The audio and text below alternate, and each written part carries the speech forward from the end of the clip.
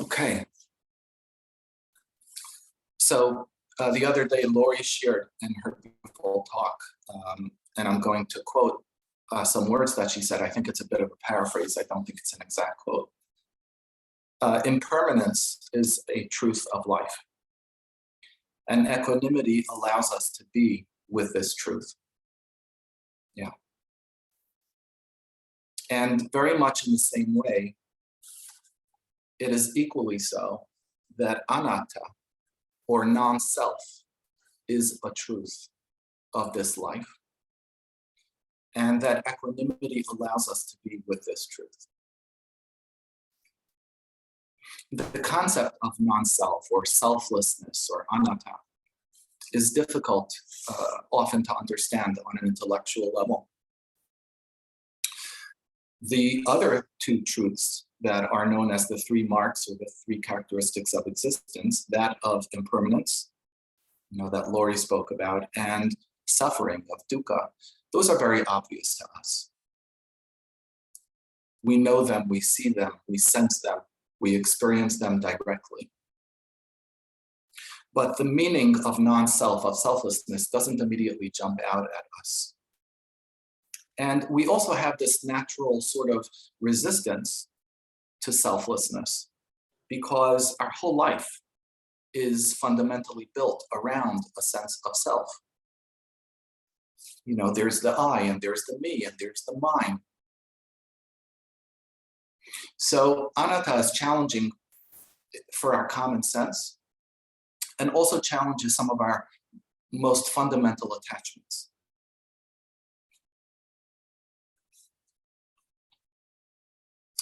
A meditation teacher and Dharma teacher, Joseph Goldstein, shared an idea that when I heard this, it was one of those moments where somebody finally puts words to something that you've sort of intuited and you've felt and you've experienced, and then you get that wonderful satisfaction when words are put to it. So when I heard Joseph Goldstein say this, I had that feeling. He said that people, the Dharma unfolds for people in different ways, different unfolding for different people. And it depends on our particular personality and our particular conditions, our particular developmental tendencies, he says. So we each go through the process, or the gateway, he says, of awakening, this process that we are engaged with through different understandings. For some of us, we go through that gateway through the understanding of suffering, of dukkha. And for others, it's through the gateway of impermanence. And for others, it's through this gateway of anatta, of non-self. He says that there are particular faculties of the mind that are connected with each of these particular characteristics. So for example, with the doorway of impermanence, with the truth of impermanence, faith, having great faith, is related to this faculty, to this doorway. And if you're going through the doorway of dukkha, of suffering, then the factor of concentration is strong for you.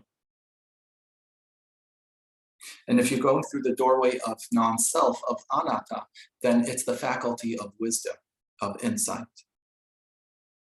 And it's not that one is mutually exclusive of the other. And over the course of time, inevitably, invariably, as we experience practice, formally, informally, over time, we're going to encounter and we're going to engage with all three of these characteristics of existence. But he says, generally speaking, when you're engaged with one practice at one particular point in time, each of us is going to be more in touch with. One of these marks of existence is going to be more alive, more felt than the others. I found this to be so as well in my practice.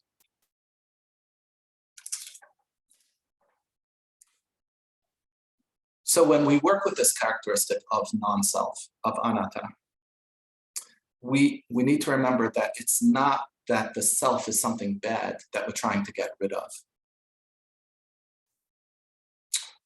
But it's more accurate to say, and Buddha himself said this, that what we're trying to appreciate is that there was no self to begin with. Right? What we want to see is that the belief that we have in self is constantly and continuously being created again and again. As we sit in mindfulness practice, this begins to become a bit more evident to us. We can begin to see this unfolding of the construction, the constant construction, and then construction again, and then construction again of our selfing.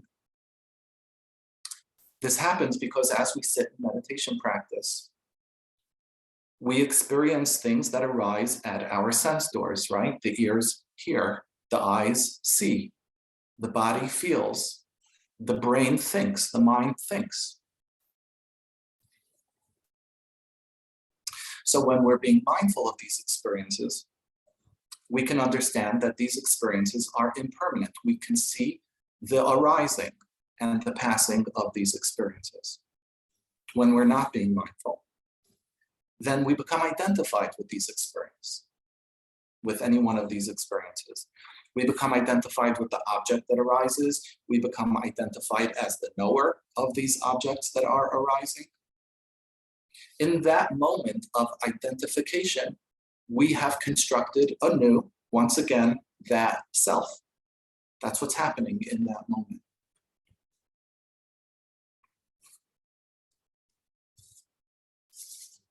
And so as we're trying to understand non-self or anatta, it's important to see and appreciate the perspective that there is both relative truth or subjective truth and absolute reality, right? Objective reality. And typically in our lives, especially in our world of relationality, interacting with ourselves and others, we're operating on the level of subjective truth, our own relative reality. But if we get stuck or we live exclusively within that domain and we don't have access to the wisdom of non-self, then we get stuck in the identification of I, me, and mine. And so skillful practice and skillful living is that we continue to live within relative truth, because this is the place where relationships exist. And in our practice, we cultivate our ability to have access to the wisdom of non-self, so that as we experience the relative reality, we can also see through it to absolute or objective truth.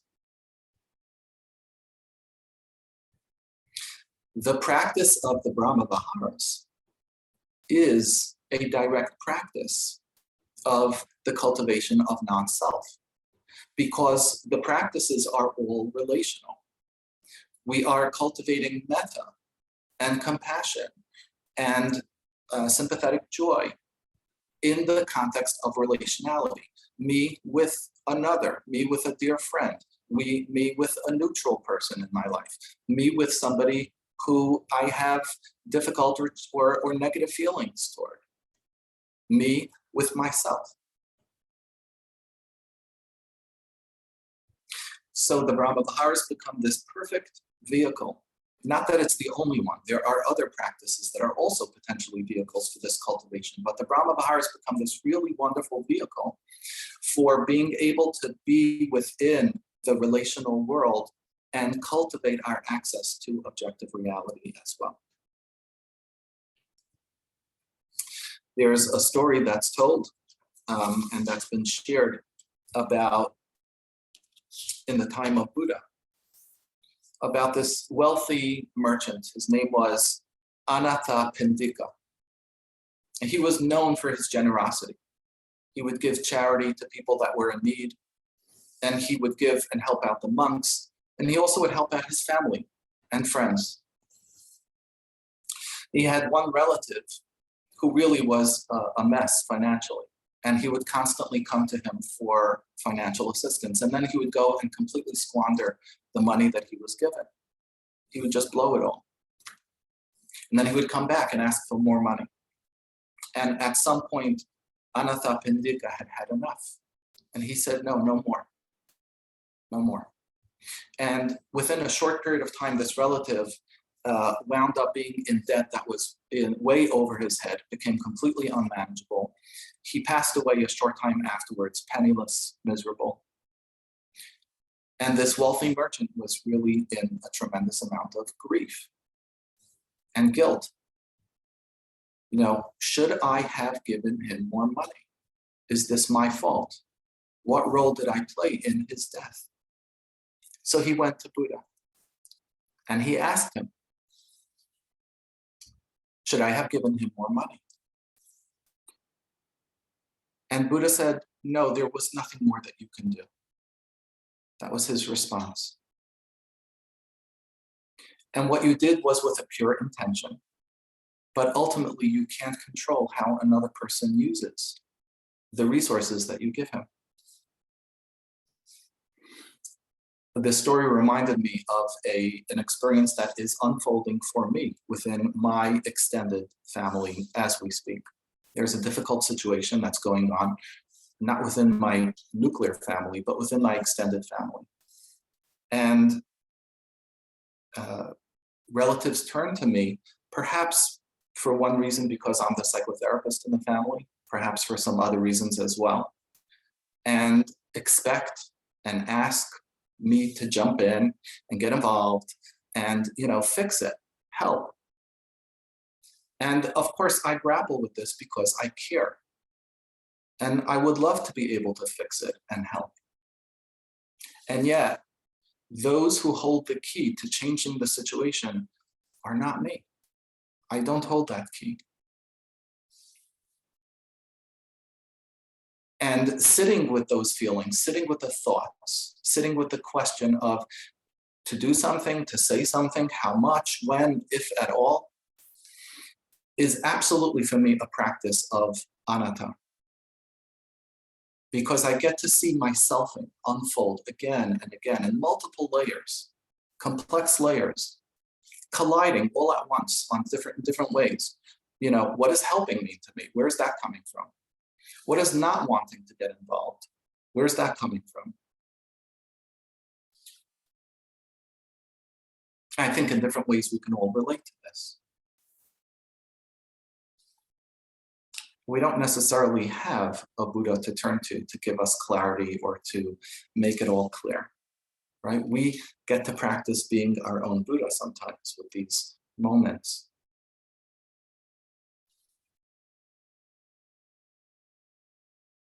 But when we've done whatever we can do, and there isn't anything more that we can do in the moment, and we just get to experience the results of our choices, our action, what we've chosen to do, what we've chosen not to do. We need equanimity. And we need to be in balance. Or when things don't turn out the way we want them to, we need equanimity. We need the grounded, spacious balance and rootedness that equanimity can hold, where we can hold ourselves, or we can just simply abide. Sometimes people will say things like, I don't want equanimity, or they're not particularly attracted to this part of the practice because they associate it with the coldness and indifference and aversion. That's not what it is at all.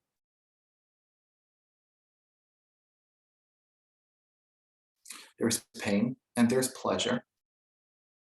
And we experience pain and pleasure. And the practice is not to transcend pain or pleasure, to overcome it, to be bigger than that. It's to abide within our experiences of pain and pleasure with an equanimous heart and mind.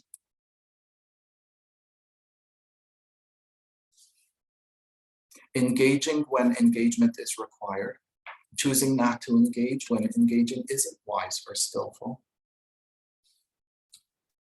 not grasping, not holding on when something is passing, is not there anymore to be held on to, and not resisting when something is here, like it or not.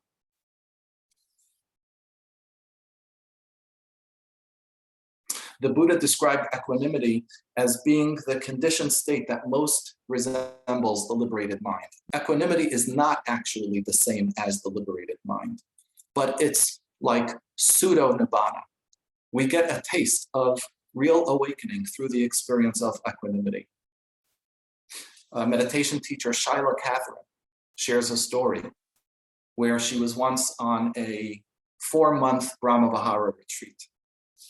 Now, we've spent a year on these Brahmaviharas, but not 24/7. 4 months on retreat, sitting with the Brahmaviharas. And she describes how her equanimity was profound and deep and strong. And she said that for many days, her mindfulness was continuous and effortless. There was no desire, there was no aversion. Can you imagine? For many days sitting there, no desire, no aversion arising. And at some point, she began to wonder to herself, maybe I'm actually free of desire and aversion. And it made sense to her. Like her experience seemed to be bearing this truth out. So she went to her teacher and she shared this thought. And her teacher said to her, Shyla, equanimity is a conditioned state. Equanimity is a conditioned state. And she said she felt grateful that her teacher didn't just totally laugh, at the preposterous notion that she sort of transcended aversion and, desire and aversion, but was able to just kindly point out the truth that equanimity is a conditioned state. So even within deep states of equanimity, I and me and mine are still operating, right? We never transcend the reality of our subjective truths. We're operating within the subjective truth, but we can cultivate a state of equanimity which enables us to see this subjective reality as it's unfolding for us. And the seeing, the clear knowing, is the access to the ultimate reality, to objective truth.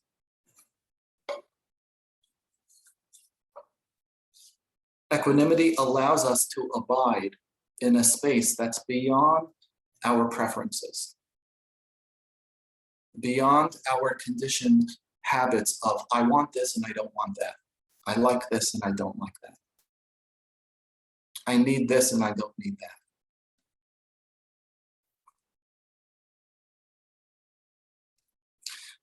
May we all continue to know the fruits of equanimity. Thank you. Okay. So let's continue to shift into the next phase of practicing together, shifting from mindful hearing to mindful movement, checking in with the body. What would make the body feel like we're treating it kindly and generously right now? What does our body need to be given?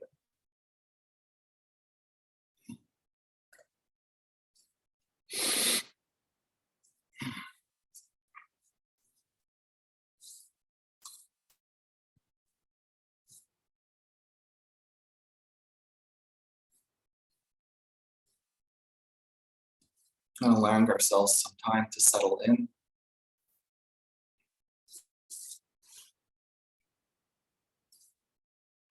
With a position that feels comfortable, supportive.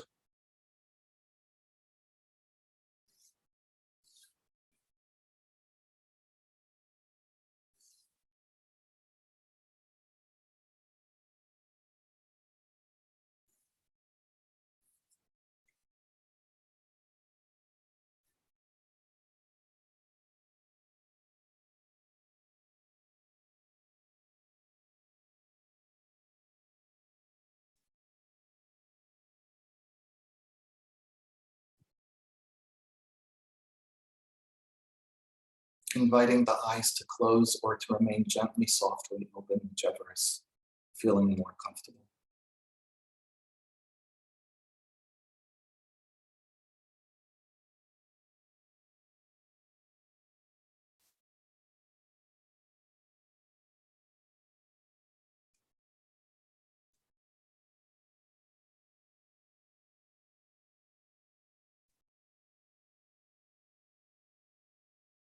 Inviting ourselves to take some time today to notice what arises at our sense doors. And maybe also notice when it passes.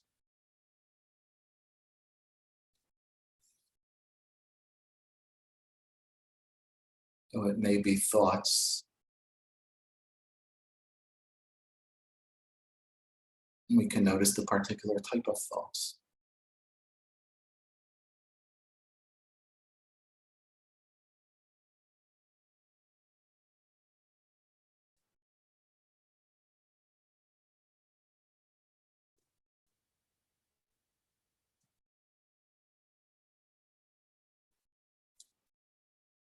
When it's physical sensations in the body, we can notice what those sensations are like as well.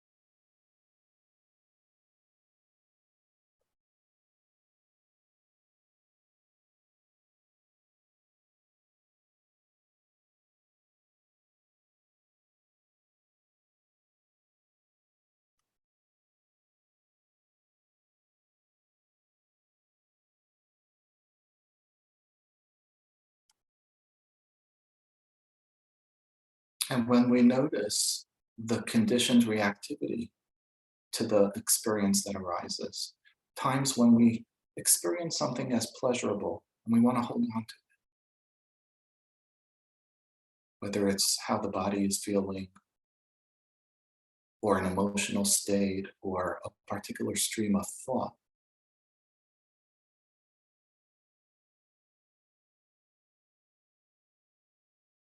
really appreciating, consciously, intentionally appreciating the noticing.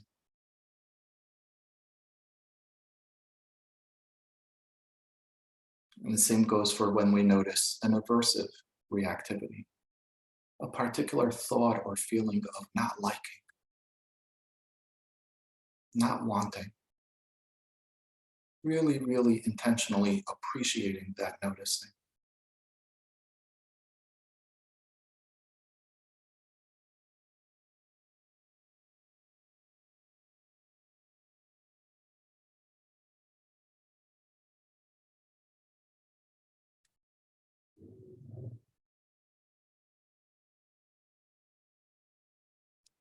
Perhaps also noticing times when it isn't pleasurable or displeasurable.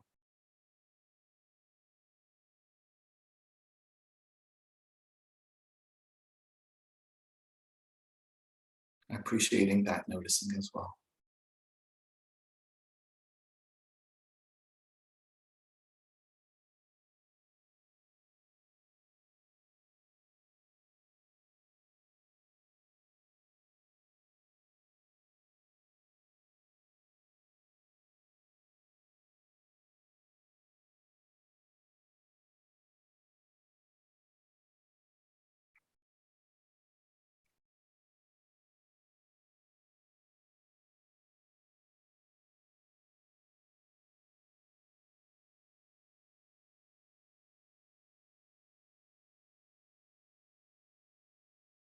If it's helpful, we can choose a particular object to use as something to anchor the attention to, like the sensation of breathing or sounds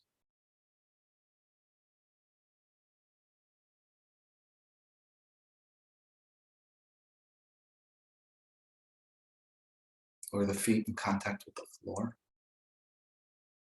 if that's useful.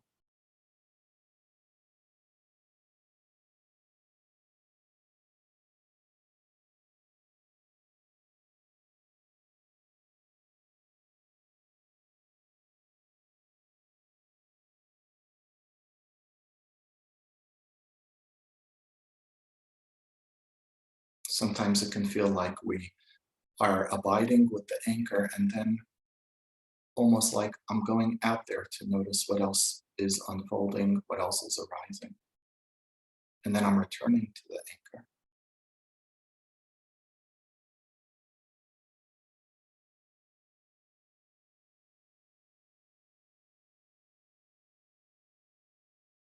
To the chosen object.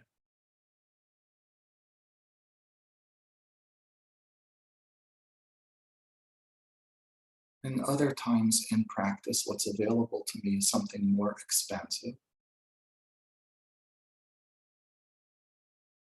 And I can have a broader, more open awareness.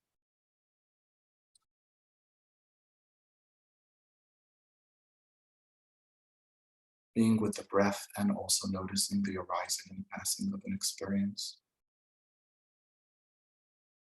Or being with sound in this way.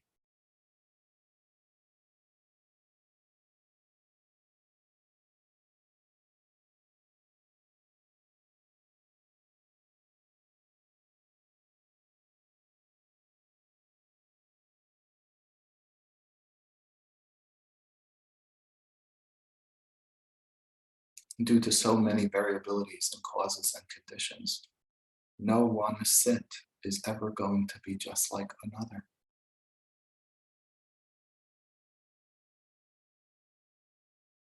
So what's it like right here, right now?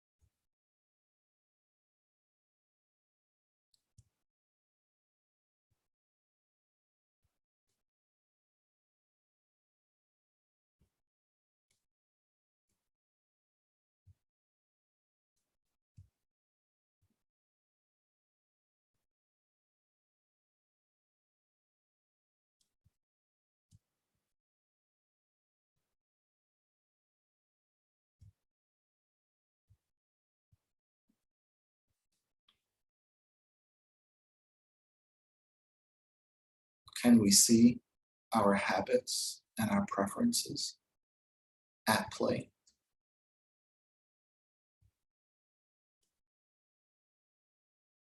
And appreciate the seeing, appreciate this noticing.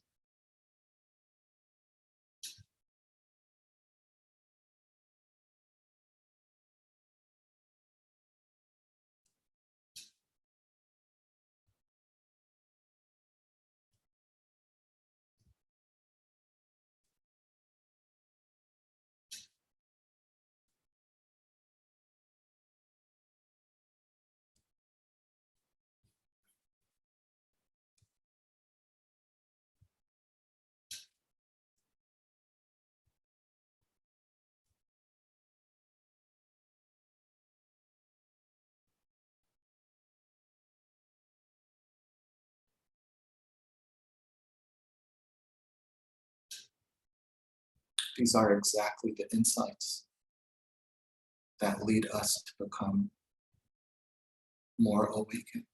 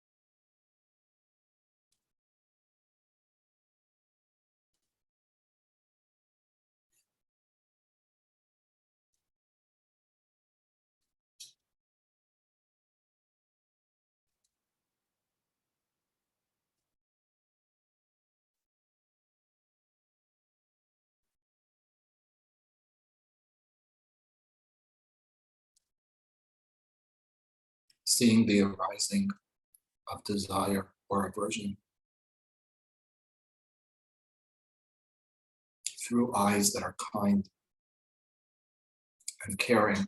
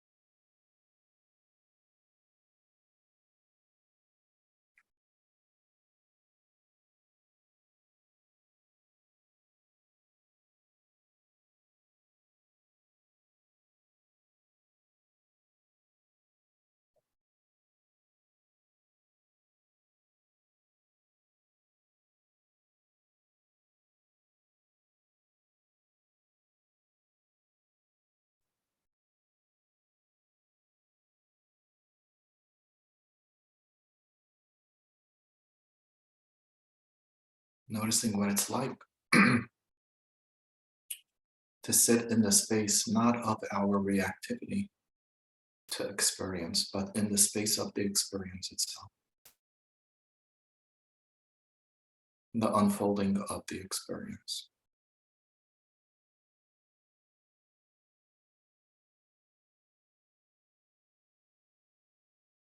as one comes and goes, and then the other one arrives.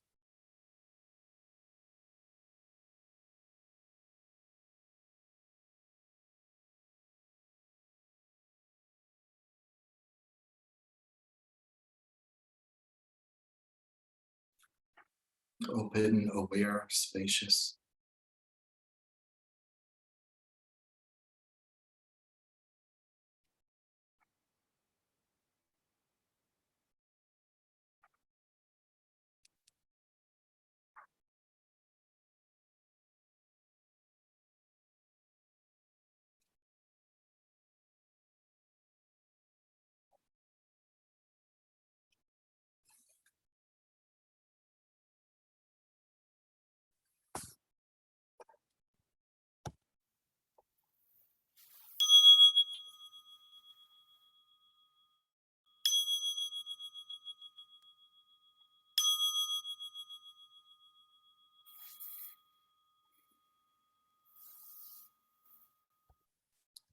Thank you all for your presence and your practice. I'm going to go ahead and unmute ourselves. Okay, we get the opportunity to wish each other a good day, a good night. Thank you, David. David. Thank you, Sangha. Bye-bye. Thank you. What a Thank you, beautiful David. teaching today. Thank you David. very much. Everybody. Thank you. Thanks, Bye. Thank you, everyone. Bye, everybody. Bye-bye.